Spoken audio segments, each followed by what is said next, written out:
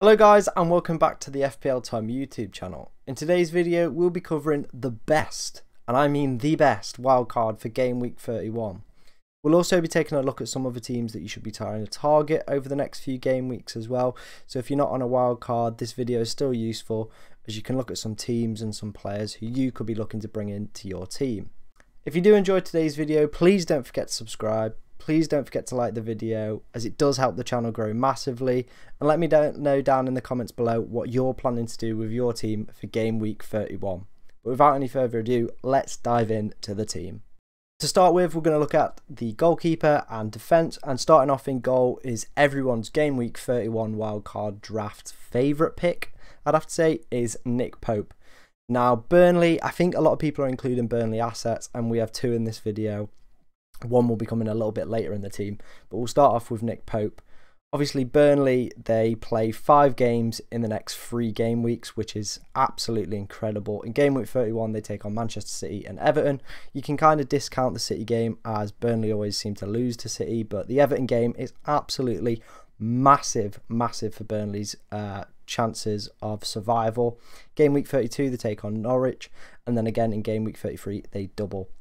So you've got all these fixtures, they're doubling, and then the advantages that I see Nick Pope having over other goalkeepers. So Ramsdale is currently out injured at the moment. Sarr blanks in game week 33, and another one I just saw in my own team is Dubravka is out. So if you were going to include Dubravka, maybe, I don't know why you would, but he doubles in 33. But yeah, Dubravka's out as well, so a lot of goalkeepers are dropping at the moment, and Nick Pope, with just the amount of fixtures that he has and kind of the way that Burnley play, I definitely think he's a strong option, even if you're not on a wild card, someone that you should be looking to bring in to your team. The first defender that we're going to look at is Reece James. Now, Reece James is currently the 5th highest scoring defender this season. He's got absolutely huge upside over players like Rudiger, who I did cover in my other game week 31 wildcard draft. Yeah, he's got this massive upside, 5 goals this season, 6 assists.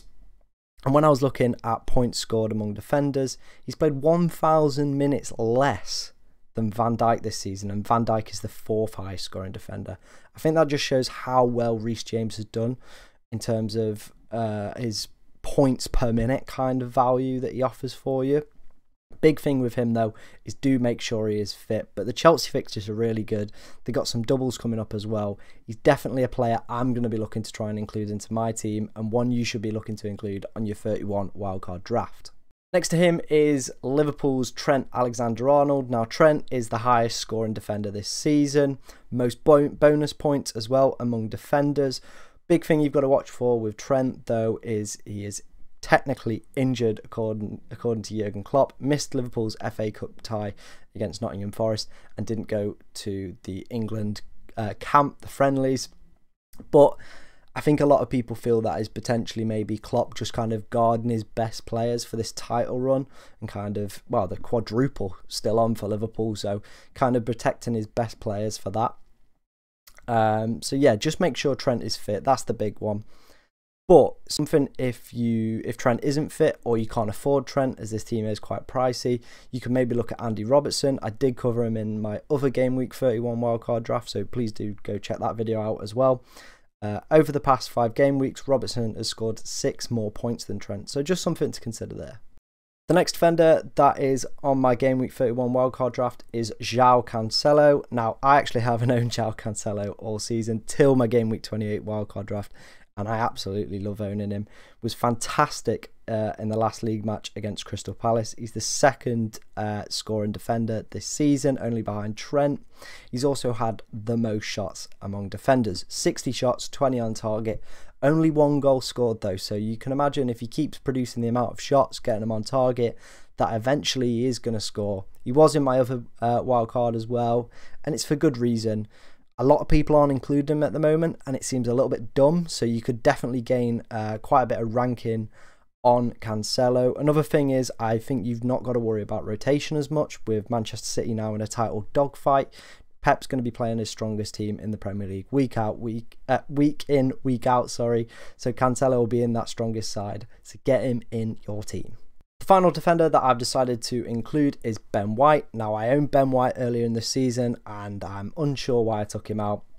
He is the highest scoring defender, under 4.5 million, offers excellent value for money. And to go with that, you've got this strong Arsenal fixtures till the end of the season. You've got a double in 33, and Arsenal over the past 5 game weeks are 4th for expected goals conceded. So a strong defence, a nice cheap price. He pretty much is a no-brainer for me as kind of this backup 4.5 million rotation defender.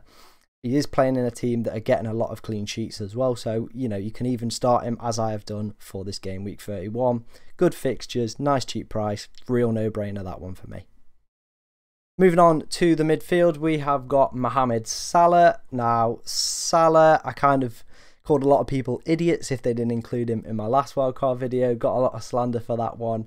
But yeah, Salah, kind of a no-brainer. We know what we were expecting from him. He's going to be most people's captains. There's a lot of inactive teams as well that still have Salah captain. We saw that in game week 30. There was only 4 fixtures. Liverpool didn't even play, and Salah was still the most captain player. So you kind of have to have him just for rank, in my personal opinion.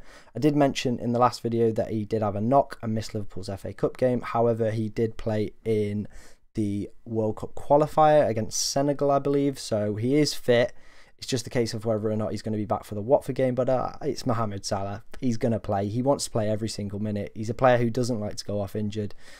Really no-brainer, similar to Ben White, just a no-brainer. Just have him in your team, set and forget kind of with Salah.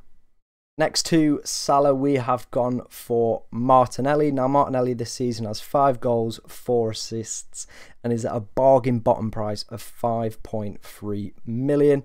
We've already spoke about Arsenal's great fixtures, and they double in game week 33. Martinelli has to go in this side just down to money, but personally I'd go Saka over Martinelli, just down to the fact that he's a potential rotation risk, with Emil Smith-Rowe seeming to come back into the squad and starting to become fully match fit again. And he is Arsenal's top goal scorer at the moment. So you imagine him and Emil Smith-Rowe are going to start to rotate a little bit. So maybe just watch for that. You could even go Martin Odegaard, who is only 0.2 million more. But if you can afford Saka, go Saka. But just to get everyone else in this team, we have gone for Martinelli. The next player in midfield that we have gone for is Kai Havertz. Now, Kai Havertz has been playing really well in the past few game weeks, playing in this kind of false 9 for Chelsea. You know, they're not really using Lukaku too much in the league. They're using Kai Havertz, and it's kind of working. In his last 4 games, he's got 4 goals and 1 assist. We've already spoke about Chelsea's great fixtures. They've got 2 fixtures to be arranged as well. That's Leicester at home and Leeds away that needs to be rearranged. Good fixtures till the end of the season as well. At a nice price point for a player who is playing out of position, kind of playing up front.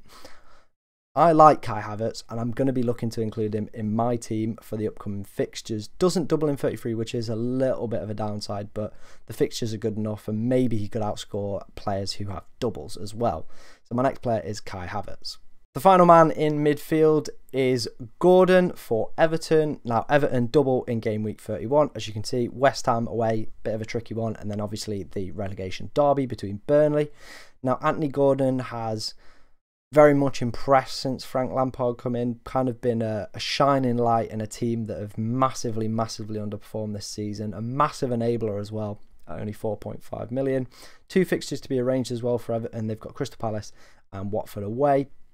Like we said, cheap enabler, scored for England's under-21s as well. He's kind of getting that confidence in his performances. You can see he's starting to grow. Lampard does like playing young players as well. He's kind of playing in this front 3 sort of system that Everton are playing at the moment. But at 4.5 million for a player who's got 2 fixtures rearranged and doubles in game week 31, it's kind of a no-brainer enabler. That's how we're going to term him. But let's move on to the forward line. Now, as you can see, I've gone for the same 2 forwards that were included on my game week 31 wildcard draft video that I did earlier last week. So Harry Kane and Wout Weghorst. Starting with Harry Kane, he is starting to look back to his best. Scored for England as well against Switzerland, obviously from the spot. But over the past 5 game weeks, he scored 7 goals, 4 assists. If you include Harry Kane as well, you can easily swap him out, is what I would do for Cristiano Ronaldo in game week 33, who does double. It's Norwich versus Liverpool that he has, Norwich and Liverpool, sorry, he has it in game week 33, so that's kind of makes sense there. Newcastle at home as well. Newcastle have looked better defensively since the end of January, but I could definitely see Harry Kane scoring some goals. High scoring player as well over the past 5 game weeks. Again, another kind of no-brainer. With Liverpool playing City in game week 32 as well, Harry Kane could be even a potential captaincy option in game week 32. Partnering him is another Burnley player. We've gone on about the Burnley fixtures, 5 games in the next 3 game weeks. Relegation derby, Norwich, they should be scoring some goals. We've gone for Wout Weghorst, no goals in his past 5 games. We're fully going fixtures over form in this one.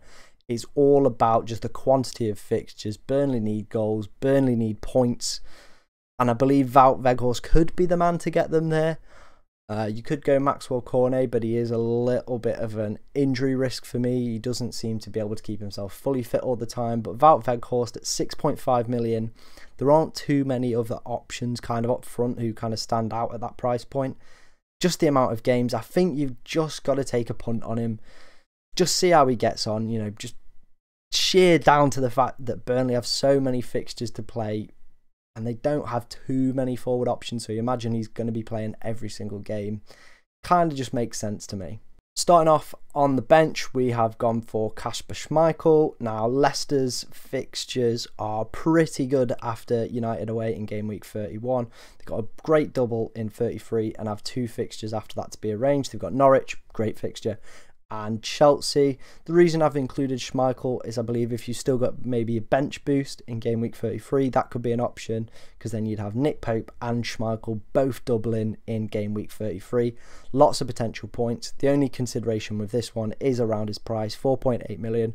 Some people might not have the price to kind of put this team together and have a 4.8 million goalkeeper on the bench, so maybe look at that.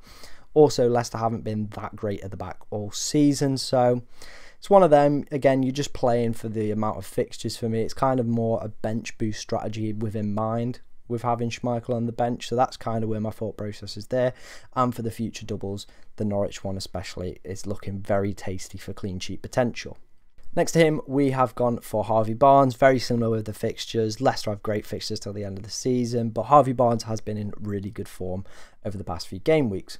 1 goal, 2 assists in his last 4 games. Obviously, we spoke about the fixtures. He's a direct player, has a really, really powerful shot. One of my favourite players to watch last season. Had him in my team, loved owning him. Hasn't quite worked out as well this season, but a lot can be said about Leicester this season, not really working out too well. But he's starting to regain his form, if you like. Only thing with outfield Leicester players to watch is the Conference League. Obviously, Leicester into the quarterfinals of that now, so you kind of have to watch. That's probably where their priorities are this season, to get them back into European football, because they're probably not going to be able to do it through the league qualification way, so they're going to have to win the Europa Conference League to get them back into the Europa League. So they're probably going to be prioritising that. You feel Brendan Rodgers is under a bit of pressure as well, so he needs that. It all kind of makes sense for me. Harvey Barnes, nice cheap price, but just watch that rotation. Just watch the Conference League games when them games are around. Just make sure that he's not playing the full 90 and just watch with your selection. Next to him is everybody's favourite bench option, kind of the breakout FPL star of earlier this season. It's Livramento. Game week 31 plays Leeds away. Southampton also double in 33. It's a nice double. 4.3 million. Easy bench option. Not too much to go over with that one. I can't really see any other better options for the next 3-4 game weeks. So go Livramento. Nice cheap. Enables you to, spend money elsewhere. Final player is Mateta. Now, Mateta has been in quite good form over the past 4 games. Scored 2 goals. Obviously, is a little bit of a rotation risk, as there's a lot of players at Palace with kind of the plethora of attacking options that they have up front. Obviously, rotated with Edward up front. Palace do have strong fixtures as well to the end of the season, and have the Everton fixture to be rearranged as well. So for 5.2 million to sit on your bench, nice fixtures, maybe could come in. Again, it's a nice enabler on your bench. If you are going to be bench boosting as well, maybe in 33 or 36, then he is definitely an option to consider, just down to the fact that he's going to be playing. He's going to have nice fixtures and maybe could get you some points. So again, I've got that bench boost kind of in mind for you. If you haven't got that option available, then maybe look at other options. But for me, nice price. Really can't say too much on it. He's been in good form, so go for him.